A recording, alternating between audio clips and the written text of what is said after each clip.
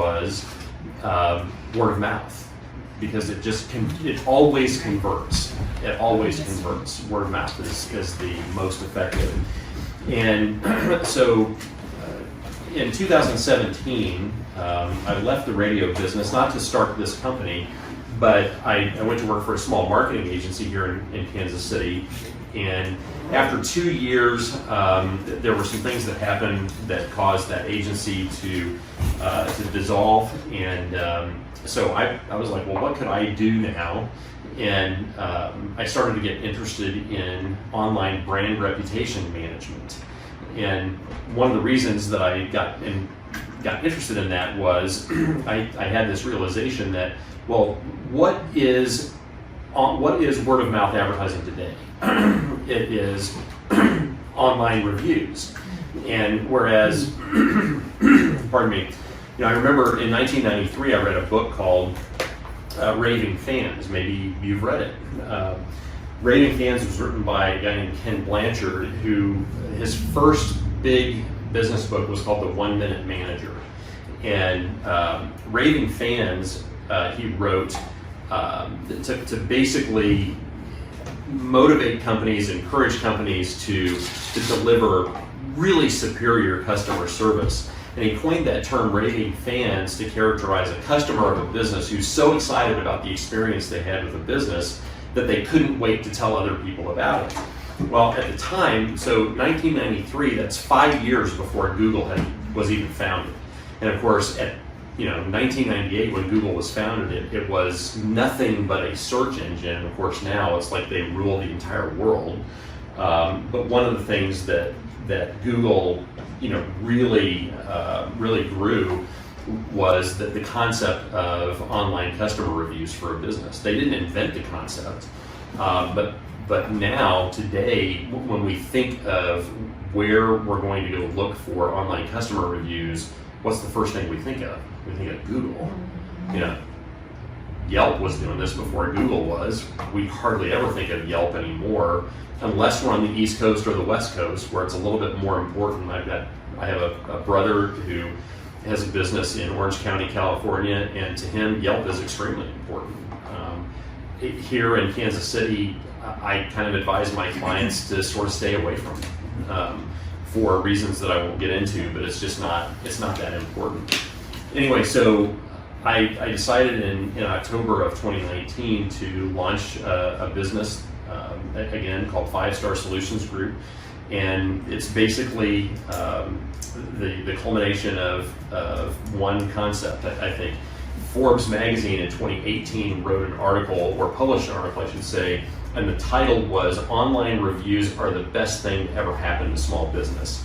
And the key quote in the article was, if you run a small business today, the single most important thing you can do to attract new customers is take control of your online review scores at sites like Google My Business, Facebook, Better Business Bureau, Yelp, and dozens of other industry-specific sites. And I really, really believe that. I mean, I've seen that play out with my clients day after day after day. I'll give you a great example. One of my clients is a pain management and sports medicine physician. And I started with him in January of 2020. Right, January of 2020. At the time, he had 2 Google reviews. He had 54 other reviews at WebMD, Health Grades, and Vitals, and I think he had 1 Yelp review. Anyway, today he has 192 Google reviews, 267 total reviews, and his average review score has increased from 4.5 to 4.9 over the course of those 2 years.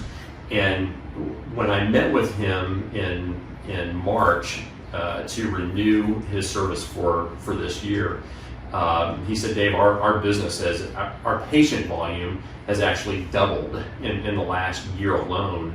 And he credits a lot of that to the fact that people are finding him online because of the reviews that he gets with my help. So anyway, that's sort of my story, where getting into the business that I operate today, why I got into it, and what I do. Fun fact: I'm actually going to kind of go to this. I wasn't even thinking about that until Chris pulled the meme up. It's one of my probably top 5 favorite movies. The Princess Bride is. And the fun fact about that is it's also one of my wife's top 5 favorite movies, but the first time that we saw the movie in the theater, my wife actually fell asleep during the movie, and now she loves it. So that's kind of a fun fact. And I want to go to that. It seemed like, I think it was Alamo Draft House before COVID did a showing of it where it was like you could recite every line from the movie or something. I'd love to go do that. So it's like a Rocky Horror. Yeah. If you've ever been to a Rocky Horror midnight showing. Yeah, I never have. I've never done that. Oh, it's you have to do it at least once because it's really an experience. And I'll just, by quick way of testimony, Bordner is using Dave this year, when Dave can get a hold of me, that is, for reviews as well. And I was looking at the numbers last week in anticipation of this event. We went from 397 to 517 reviews in less than a year of just putting the strategies in play that Dave has advised us on. It's maybe cost us about, not his services, but like just a few extra auxiliary services and the time and effort, but about $1,000 for us over the course of a year, aggressively getting over 100 plus Google reviews. We've been doing research on our competitors, and outside of like maybe 2 competitors in our industry here in Kansas City in home improvement, we have the most amount of reviews now because of that. And it's organically putting us at the top of those search results just because of the volume of those high quality reviews. So we are using Dave, and we continue to do so because this is the new word of mouth. I was reading online in a conversational marketing piece, and this is what prompted me to find Dave in the first place through the ACA Business Club, was one Google review is worth 20 word of mouth recommendations for your business.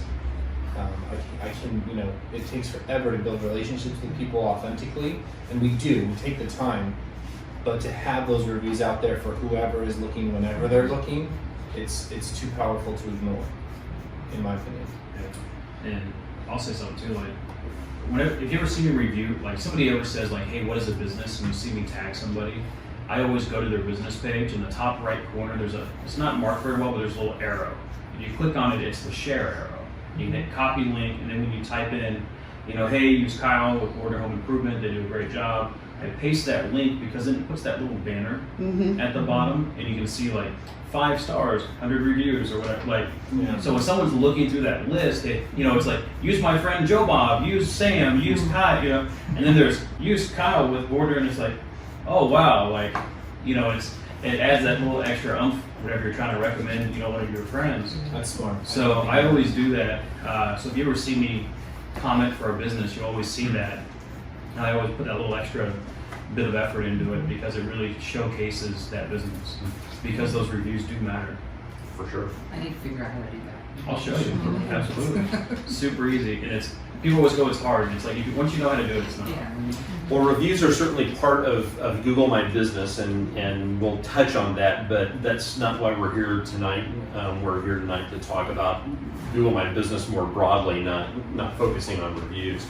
Part of what I do is I help my clients, also those who ask me to do this for them. I help them optimize their Google My Business listings. So anyway, that's what we're here to talk about today. How many here have a Google My Business listing for their business? Okay, so not everybody. For those of you who do, some of this may feel a little remedial, may seem a little bit basic, but hopefully there will be some things that we'll touch on that will cause you to go, oh, okay, where the light bulb will go on, and you'll see something that that you can apply. So a friend of mine came up with this concept, the new digital front door to your business. If I had asked you, say 5 years ago, or maybe even 10 years ago, what is the digital front door to your business, what might you have said? Website, exactly. But today we tend to search for things either by a company name, if we know the company that we're searching for, and we're going to use Google like the yellow, like we used to use the yellow pages to look up a phone number or contact, a way to contact somebody. Or we might, if we don't know what company we're looking for, we might be looking for a roofing company in Metro KC, in which case we're going to take a look at several companies.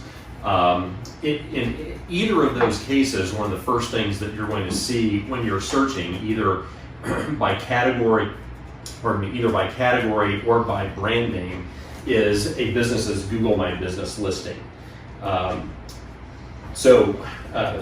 As my friend likes to call it, it's the new digital front door to your business. Your website is no longer your first impression in 2021. Your Google My Business listing is, provided you have one. So what is a Google My Business listing? Let's talk about what that is. So this is just an example where did a search for chocolatiers in San Francisco, and one that we found was dandelion chocolate. And so all of the things that you can do with a Google My Business listing like that, your business name, a description of your business, the hours of your operation, ways to contact you, both phone and messaging, a link to your website. If you're a restaurant, it can include your menu, directions to your business. Users or consumers can ask questions of your business. For example, do you take credit cards, or are you open on Saturdays, or whatever question they have, they can ask you via Google My Business. They can see photos of your business, and that's something I'm going to get into that's, I think, extremely important. They can read your reviews. In fact, one of the first things that you'll see in a Google My Business listing, in this case, Dandelion Chocolate, has 133 Google reviews and a 4.7 average star rating. Probably, somebody who's looking for that type of business is going to be encouraged. Okay, I'm going to have a good experience with them because they've got a good rating and they've got a number of people who are providing those reviews. You can schedule you can encourage your target audience to schedule an appointment with you or request a quote. You have some online shopping capability through Google My Business. Something else we'll touch on a little bit are Google Posts.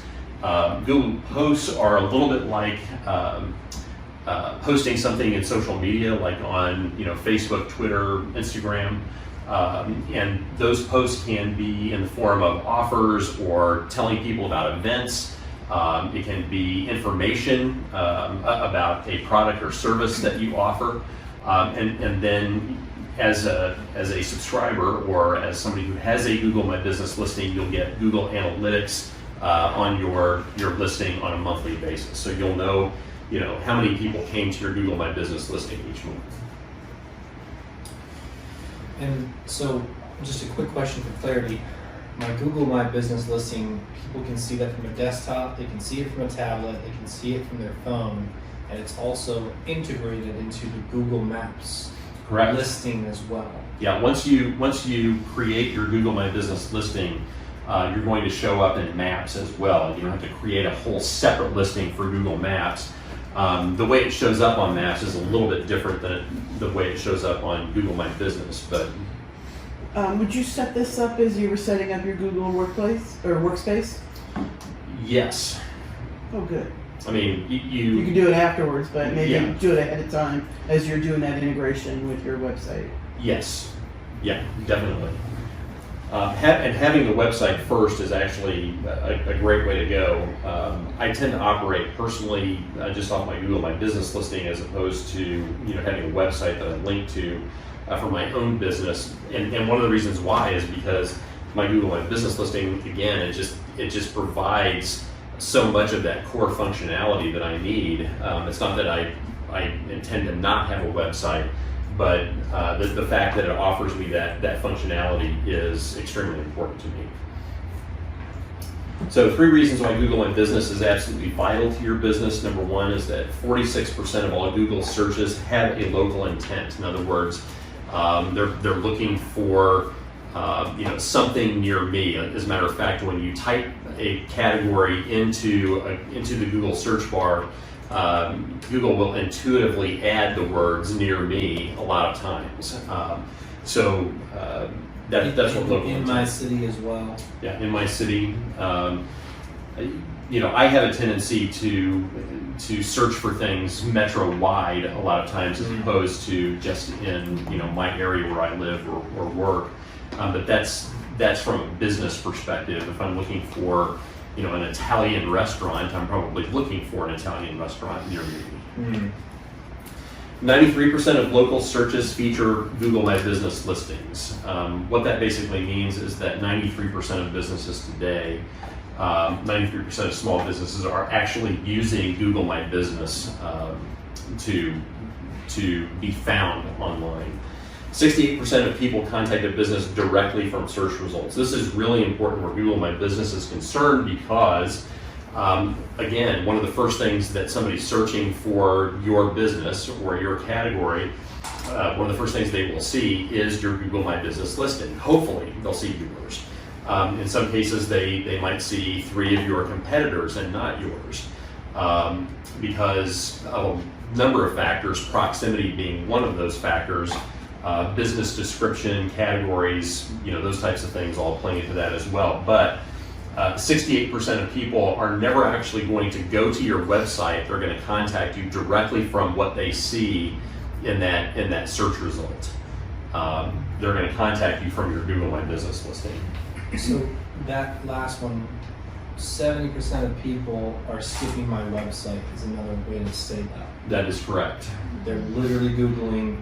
If I've got a Google business listing, I'm lucky enough to get 7 out of those 10 people who even contact me, and they're skipping my website. 7 out of 10 who are contacting you are probably contacting you directly from your Google My Business listing and not your website. Wow. That's interesting because I go directly to the website because I want to see, how together they are and sort of what their story looks like. And for me, the work that I do, the first thing I usually do is look at the management team. Who's on the management team? What does that look like? This is an aggregation of of all the research that HubSpot put together. And it's not from one category to the next, it can be different. For your business, probably not in the sense that 68% or 7 out of 10 are skipping your website because they probably want to know a little bit more about products and how you schedule and they might be looking for more information than Google My Business is likely to give them. Sure. So I know, like on my Google My Business, I don't do any home and auto, but I may have left that category on there so that whenever people call, hey Tim, I do the life and health side of the business, but let me have the home and auto guy call you, and then I would send that information to John. But with my old office was in a great area, and literally 1 month I sent him like 3 referrals, and he goes, Chris, where are you getting these people at? And I said, they're calling from the Google My Business listing because my old office was right by Independence Center, so it was a great area. Like people there, I don't know if they were stopping for lunch or whatever, and they were searching to change insurance, but I got a lot of hits right there. And since I've moved, it's gone down drastically. But that was a great little area, but it was all from the search and people looking for insurance agents near them, and my old listing would come straight to the top on them. One of the things that I wanted to touch on also with respect to how Google My Business works is what I like to call the psychology of Google. And that is, let's start by talking about how we even think about Google. When it started, we might have thought of Google as merely a search engine, as a noun. But today, it's so ubiquitous that we don't say that, well, I searched for something online. I say, I Google it. I mean, that's what we do, isn't it? We say, if we're encouraging somebody says, well, where's the closest auto repair shop? Well, just Google it. You'll find it. Just Google it. So it has become a verb as opposed to a noun, and this is very much a result of people finding very useful information on Google. Google decided to create Google My Business after the old concept of Google Plus actually failed. Oh, yeah. Google started out trying to with this concept. They started out trying to compete with Facebook and Twitter as as a social media platform, and it just fell on its face. This was a stroke of genius, I think, because it's something that nobody else was doing, and it gave them the opportunity to to interface with small business in a way that nobody else was doing, and they essentially invented this whole concept. It's extremely important that your Google My Business listing have 100% accurate information about your business at all times. And it's not only important for your Google My Business listing to have 100% accurate information, you should, as a business owner, have your business listed at as many free directory sites as you possibly can. You want to be kind of in the 20 to 25 range if you can. Other free directory sites would be places like yellowpages.com, Judy's Book, Foursquare, Hot Frog, Dex Knows. There are just a number of other places where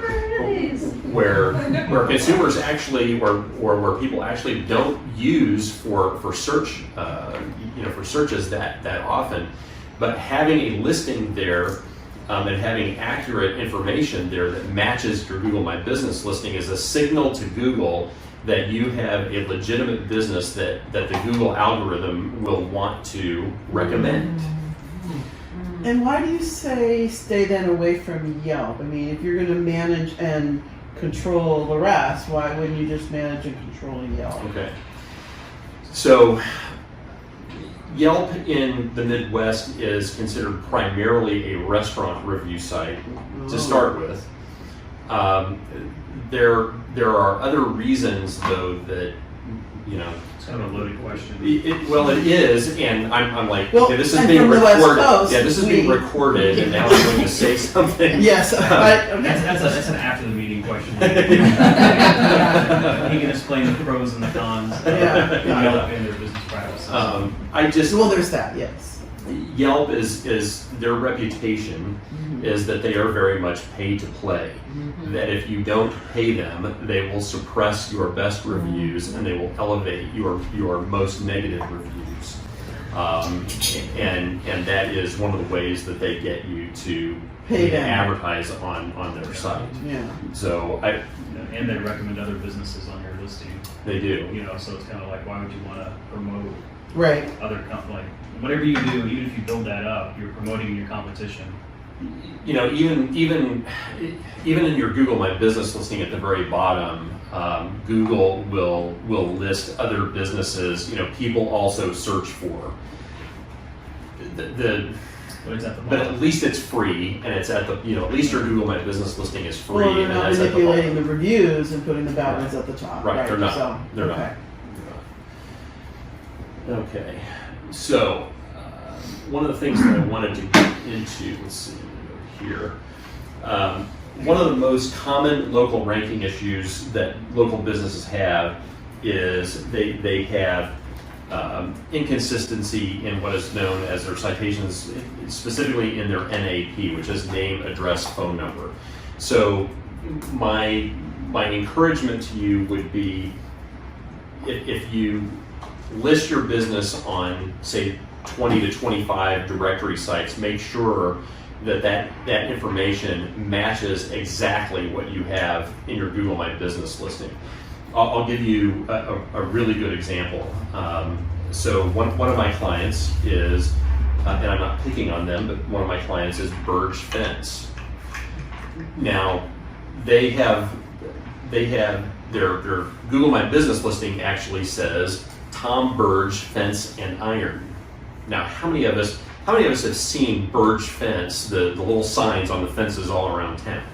Okay, most of us have, but those signs just say Burge Fence, right? So we think of Burge Fence as Burge Fence, but the official name of their company is Tom Burge Fence and Iron. And that's how they're listed in their Google My Business listing. However, in some of the other sites, or directory sites where they're listed as either Burge Fence or Burge Fence and Iron. So what Google does then is that confuses the Google algorithm, so it doesn't know if Burge Fence is Tom Burge Fence and Iron or Burge Fence and Iron or just Burge Fence. So that hurts them in their organic search results. So one of the things I advise them is, look, we have to make sure that your information from one directory site to the next is consistent. Even though that is something that we're talking about with respect to other directory sites, it's just extremely important that you start out with accurate information about your business, starting with your business name. If you are, XYZ company doing business as, make sure that you on your Google My Business listing, it matches your website, it matches everything else that you are saying about yourself. We had to untangle this over the last 2 years that I've been here at Bordner, because we went from Bordner Roofing to Bordner Installation Group to Bordner Remodeling to Bordner Home Improvement. And so many people Google Bordner Roofing still not knowing we've made all the changes we've made. And our website was different, and all of our listings were completely all over the place. And my guess is that you have done a good job of untangling that. I've tried, but there's a generation of people that we did roofs for 30 years ago that still know it as Bordner Roofing, and only know that. So they there's see Bordner Home. you were across the street and you had a giant sign and you had a few 10,000 people a day driving by it. I mean, it's subliminally ingrained in your memory. Yeah. Yeah. One of the radio stations that I work for, 94.9 KCMO, is more commonly known as Oldies 95. And even 10 years after, the name change, people still refer to it as Oldies 95. It was just such a strong brand. And the temptation, even among those of us who worked for the radio station, was to call it that, even though that's not what it was.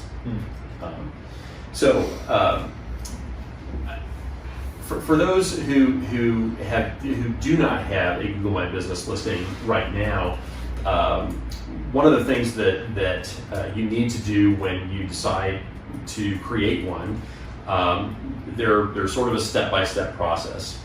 First, you have to have a Google account, and if you have your Google account or a Gmail account, that makes it easy to go ahead and create a Google My Business listing.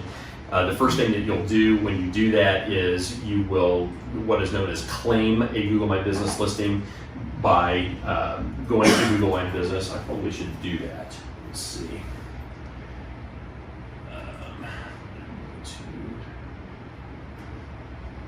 Although it's going to pull up mine instead of You do it. that's what I'm going to have to do. Thanks, so you make me one. Let's see. Should laugh at one of those on today. There you go. Because your browser's not signed in right now. Yeah, and in order to do that, I'm still going to have to sign in. I still have to have an account in order to get to. Do you just need an account that doesn't have one yet? So you just need a Gmail account with no Google My Business? I have one of those I can log into real quick. Yeah, let's do that. So where do I start? Just Google My Business? Yeah. No, you start with at Gmail actually. Okay, that's what I thought. Yeah.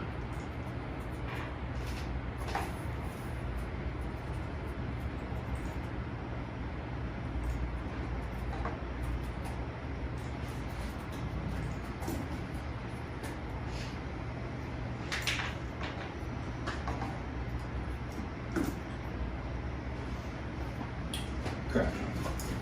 The phone's recording is your two-step authorization. Chris, this is now a two-step video. Verify. bring back. Look at all my spam. Yeah. It's a Friday. Hey, I'm in there. No, I'm joking. Meet local singles. Right.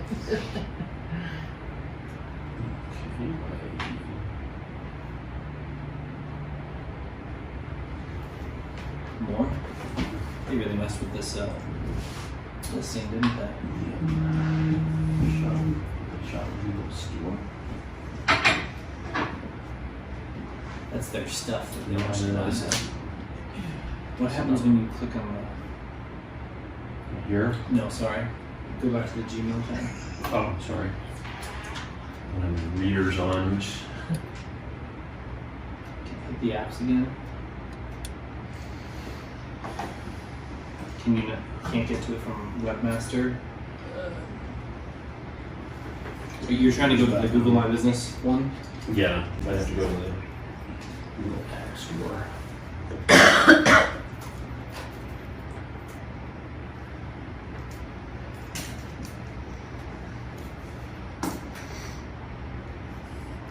Okay, here we go.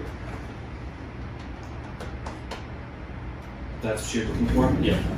So we'll just call this Kyle's widgets. Because everybody needs a widget. Mhm. And so you'll go to Google My Business from your Gmail account once you're signed in, and then once you have created your business name or told Google what your business name is, it will ask you, what your business category is. And so we're going to say widget dealer. I like where this is going.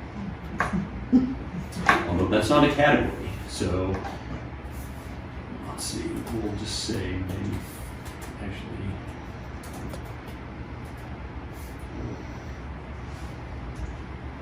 we'll just say manufacturer at this point. Yeah, just go for it.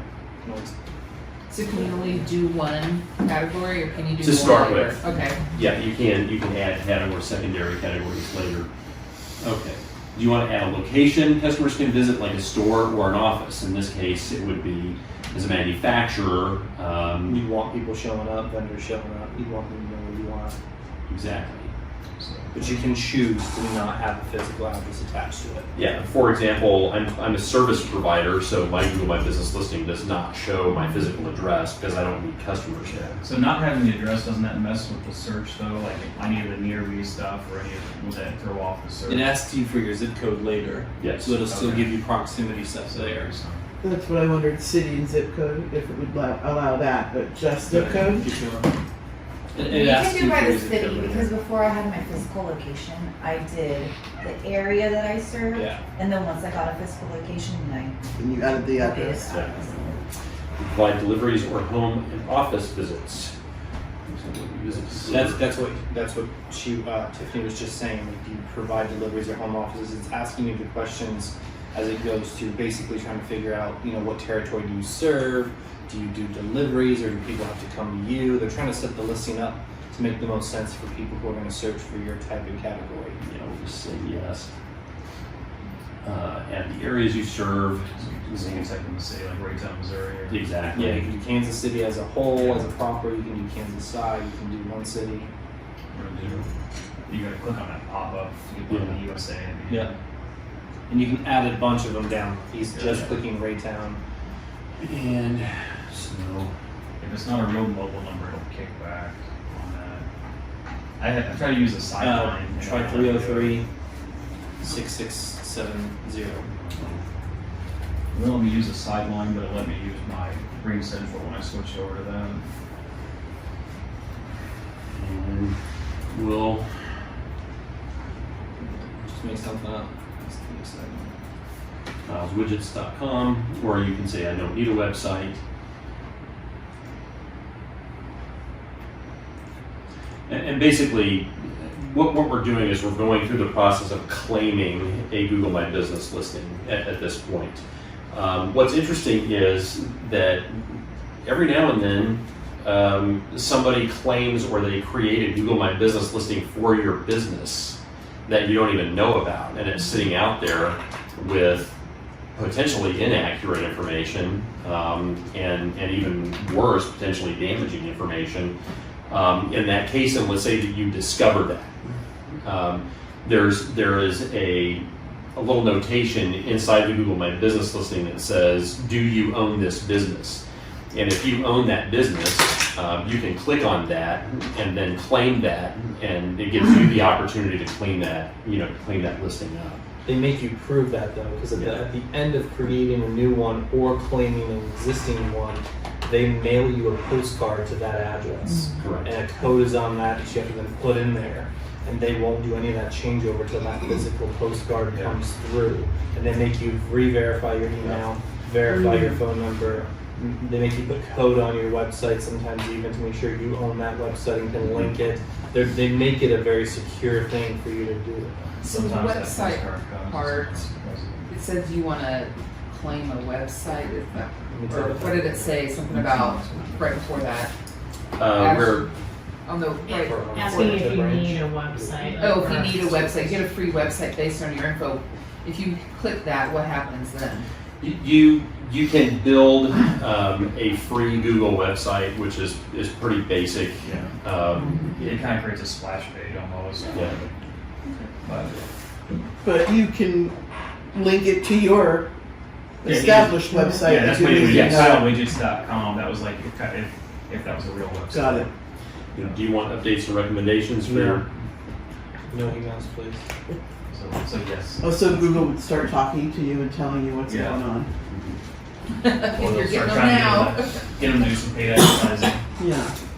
Yeah, and then it will give you the option. Verify. Yeah. Let's see if I can get it over here. The most common way is the postcard, where once you go through this process and you've completed all the information to get the Google My Business listing up and running, Google will then mail you a postcard, as Kyle mentioned. Typically, that takes a couple of weeks for that to happen. Yeah. I know that during the worst of COVID, it was taking a lot longer for businesses to get verified. 4 months for our Atlanta branch. 4 months. Yeah. That was for a change of address though, or brand new. Brand new. Oh wow. Mm. Yeah, I've always heard nightmares about change of address, and I was like, when I set my one up originally, it was super easy. I got the card in like 2 to 3 weeks. When I moved, it took over 2 months to get it. I mean, it was like the end of February, March. I moved like in January to get it. So, because until you verify that postcard, no changes take place. Yeah. So my old address still showed everything. It was like, everything. What year was that? This year. Oh, this year. Yeah, it was January. January of this year, I did the change of address and did 2 different requests before it finally. The first one got lost, never got sent, who knows, but the second one went through. But I mean, that whole process of it took a little over 2 months. I know that Google My Business, I know that they reduced staff during COVID. And one of the things that I know that happened back in March of 2020 was they suspended a lot of support for small businesses other than healthcare organizations, because they wanted their staff to be supporting healthcare organizations first and foremost. Part of that, they actually suspended reviews. They didn't suspend your ability as a customer of a business to actually submit a review, but you could do that and it wouldn't show up. That lasted for a little bit more than 2 months in some cases. One of my clients is Ryan Lawn and Tree, and they all of a sudden one day, it was like May 29th or something like that. They had like 300 new reviews show up all at one time. Oh my. They're like, how are we going to respond to all these? Just One at a time. one at a time, just like you always do. Yeah, they suspended it because, places that closed dining rooms or that were limiting capacity, people were leaving nasty messages on. Yeah. So in order to, get rid of the bad, they had to get rid of the good. So, Yeah. Yeah. So I was advising my clients at that point that, they should still be soliciting reviews because they would show up eventually. And what was interesting was that I could submit a review for a business and I could see the review, but the business owner couldn't see the review. Wow. Until they decided to restore that review functionality. So So for a service organization like add business hours, like something like what you do or I do, what do you put in there? You don't want to look like you're closed all the time, but well, you can say that you're open 24/7 if you want. I list my hours. Personally, I list my hours as 8:30 to 6. okay. Because I want my clients to know that I'm available to them during the day, but I also don't want them to feel like, no offense, but I don't want you to feel like you can contact me at midnight either. Which, you don't want to. Why not? Come on. So, but yeah, so we have ours set till 6 during the week, but we have an after-hours service that picks it up. So we still have our customers getting a live person. We hate voicemails, but we keep our hours stopped at 6. So they know they're getting a true person, a true issue fixed before 6 o'clock. yeah, And it's important to claim, if you own a business, to do a Google My Business so someone doesn't make one or Google doesn't generate one. But if you don't claim it like on those hours, people who visit, they'll say, is this store open? What are the hours? And they'll have you type them in. Well, one of the places my wife worked, one of the managers there changed the hours to where they closed sooner, so they could go home quicker on Sunday. And I went there once, and on the maps, on Google Maps, it says this business will be closed when you arrive. I'm like, you're open for another hour. So I said something to her, and she goes, we've always been open till 9. Like, we've never been closed at 8. And the only thing they can think of is that the old manager had that switch, but there's nobody actively monitoring the email address. So Google will ask people, and if enough people say yes, then it switches it. And this is actually a very important functionality of Google My Business, but it's extremely important to your customers as well to know when you're open. A couple of weeks ago, my family and I, we were vacationing in Port Aransas, Texas, which is near Corpus Christi. It's on Mustang Island, which is just north of Padre Island. Anyway, we would, as we were looking for places to go out to eat, we would look at their Google My Business listing to see what their hours were. And there were several restaurants that they showed that they were open, but when we got there, they were not. And it was frustrating, but at the same time, we also understood that, like many businesses, they had staffing issues, and there was one restaurant who actually was closed because they had staff members with COVID, and so they weren't open the entire time we were on the island. We were there for a week, but regardless, it was kind of a frustrating experience to check a Google My Business listing, think that they were open, and get there to find a sign out front saying we're closed for the day today. So we learned pretty quickly to actually call restaurants no matter what their Google My Business listing said. Now, what about time zones? Can you put those in, or will that pick up when it talks about your location? It's going to be based on your location. For example, just a moment, just as an example, on my Google My Business listing shows that my principal service area is the greater Kansas City metro, including Lawrence.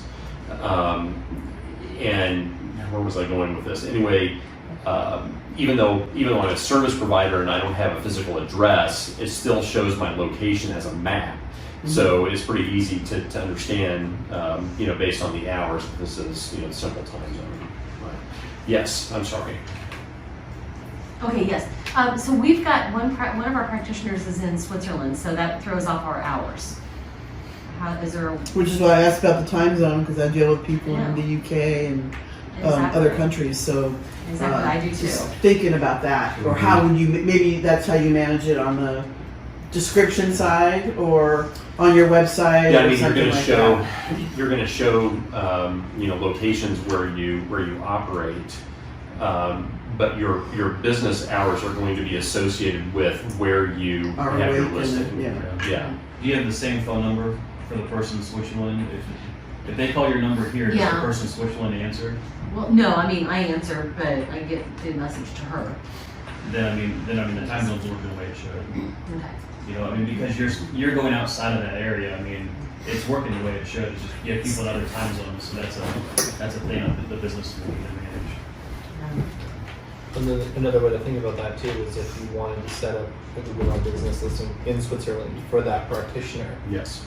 then you could always say, you could take the message here, or you could start referring those clients to that phone number and that contact in Switzerland. If my parents are on the East Coast, and sometimes I call shops on the East Coast from here, it shows me their time Right. for their time zone. So it'll say closes at 6, but I have to, in my brain, go, oh yeah, but I'm looking at a Google My Business on the East Coast, so that's an hour ahead of where I am right now. So when I call them and they say close at 6, I have to call by 5 o'clock here.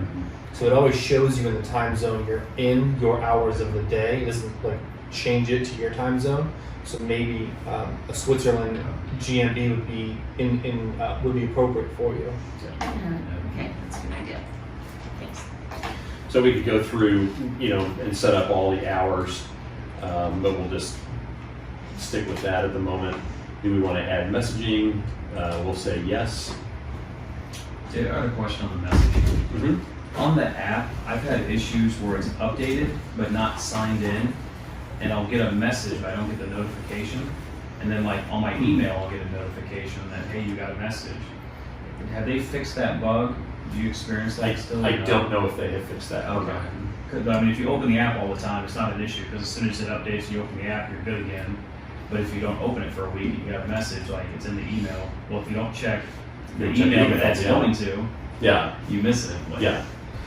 I wish I could tell you that I had an answer on that. I don't. obviously, this is a thing I've experienced a couple times. If you want to, if you want to have call history, you can. So we'll say yes. Add a business description. One of the things about this, there are two things that I want to say about adding your business description. This is obviously where you get to, sort of give your own, 30-second elevator pitch about, what your business is about, what you do, who you are, what makes you special. A couple of things about that. One is that most businesses do not use all 750 characters that are available to them in describing their business, and you should if you can. And while you should also populate your business description with keywords that people are likely to search for, or search terms that they're likely to use when searching for your business, you need to do it in a very organic sort of a way. In other words, you don't want to populate it with keywords just for the sake of populating for keywords. They need to work within the description of your business. And so, that would be the two things I would definitely recommend with respect to your business description. Be as accurate as you possibly can. You don't want to make it sales